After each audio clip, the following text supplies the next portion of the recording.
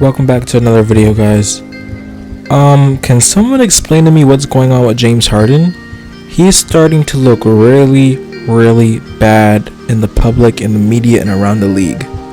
So we know he requested a trade this summer, and he wanted to get out of Houston and go to the Nets preferably. But let's be honest here, that's not going to happen at all. The Nets would either have to give up KD or Kyrie, or give up their entire future and all their young assets, and they probably wouldn't win a championship with that roster no matter what. But why does James Harden want to trade in the first place? I don't, kind of get it, but I don't. Houston constantly put him in the most winnable situations, winning rosters, a coach that loves and supports him, and gave him a great general manager to pick great players. And he didn't get it done himself, and he wants to trade. Now you could argue that he hit his time with the Rockets, he feels like he could win somewhere else. Okay, I understand that. But he is handling that all wrong. If you want to trade and you're trying to make it uncomfortable, I understand what he's doing, but he's still under contract for 2 years, and this is not like the NFL. If you hold out, you're not going to get paid, and when you come back, you still have to put those 2 years in the contract. So let's say Harden doesn't play this year. When he comes back, he's still going to have the same number of years, so he has to come and play. And Houston's not going to trade him for anything less. So first, let's talk about what Houston did for James Harden. They took a chance on James Harden. Let's not forget, when James Harden came to the Rockets, he was just off of the Thunder, winning 6th Man of the Year, and they gave him a 5-year max contract. That is unheard of. They spotted his talent and believed in him like no one else did, and they gave him the money he rightfully deserves now. But no other team in the league believed that. The Thunder didn't believe that. Who even knows if Harden even knew he was going to become this? But they took a chance on him, and it worked out. And they gave him an opportunity to shine right now.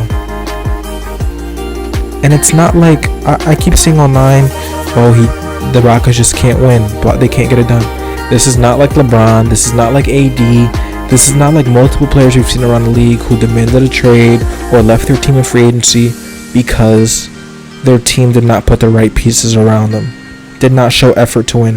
When LeBron, the first year in the Cavs, left, Dan Gilbert and that whole franchise who did they put around LeBron to convince him to stay? Nobody. The second time, they were about to get Paul George, and they said, the only way we're getting Paul George is if we sign an extension. You're not going to hold me hostage, because what if you don't get Paul George after that? So he left. AD, the Pelicans made the playoffs 1 year with DeMarcus Cousins and Rondo, won a playoff series one time, and then got bounced out every other year. The best player they ever had was Drew Holiday and DeMarcus Cousins out of all that time in New Orleans history. That's sad. So he demanded a trade. He wanted to win. James Harden has had Dwight Howard, CP3, Russell Westbrook, Trevor Ariza, PJ Tucker, Robert Covington, Clint Capella, Luis Scola, Nene. I could keep name Austin Rivers, Eric Gordon, player after player James Harden has played with. But let's talk about the 3 main ones that he played with. Okay, after a couple seasons and fluttering out in the playoffs, Houston knew they needed to add an all-star around James Harden. James Harden wanted a trade. Dwight Howard wanted a trade from the Lakers, so he got traded to the Rockets. And that worked out terrible. Yes, their stats were good, and they were in the playoffs, and they were winning games, but their chemistry was abysmal. It was known around the league and reported heavily that James Harden and Dwight Howard did not like each other, they did not get along, and both of them was telling the front office, if you don't trade him, I'm leaving. So picks one of us. What did the Houston Rockets do? They made a smart decision. They traded Dwight Howard and they kept James Harden. Okay, another year of winning, then getting bounced out early. Okay, James Harden, I want another All-Star. I know I need another All-Star to win. So what did the Rockets do? They got him CP3, arguably a top 10 point guard of all time, and at the point when he got from the Clippers to the Rockets, he was a top 5 guard in the league. You got CP3, one of the best leaders and floor generals and players in the league right now to come play with you.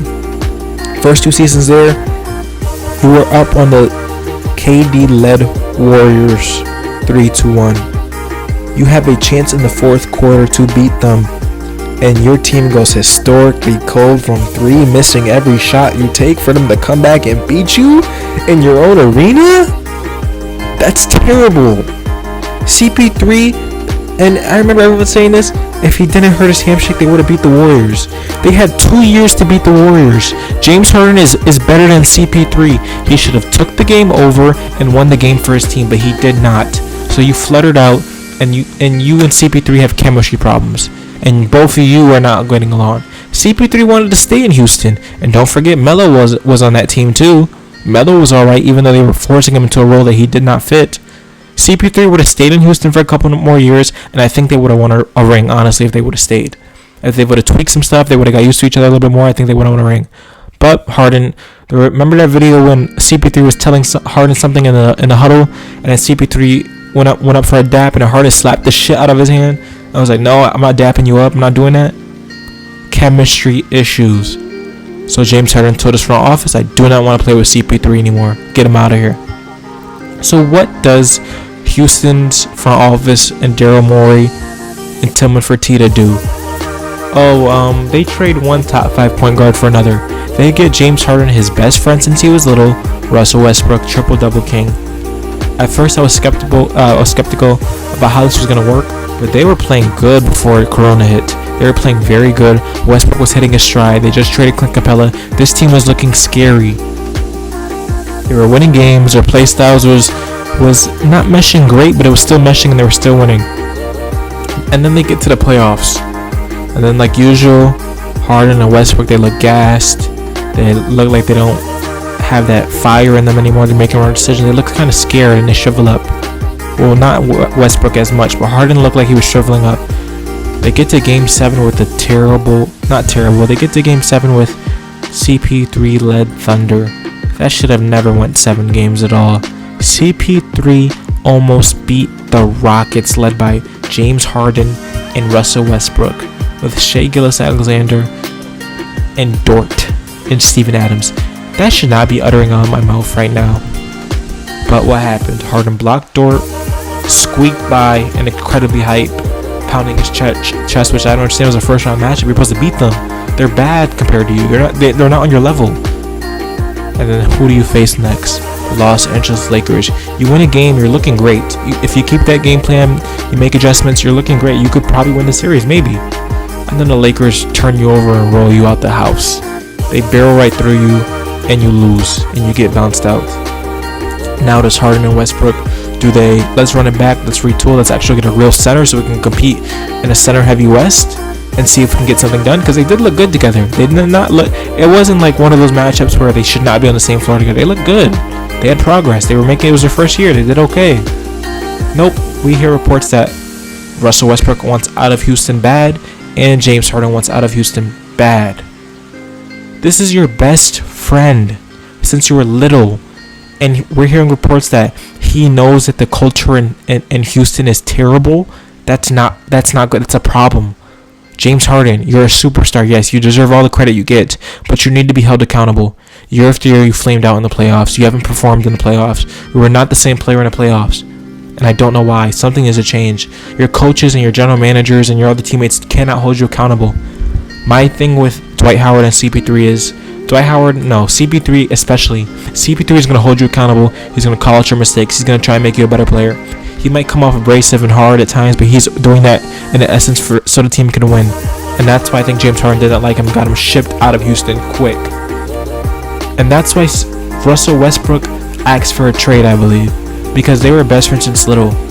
And if Westbrook knew that the culture was that bad, I believe he's thinking that, do I want to win more games, or do I want to save my relationship with my best friend? Because if he calls out Harden, he knows it's going to go sour. So he said, let me ask for a trade. Harden wants to trade now to the Nets. That's not possible.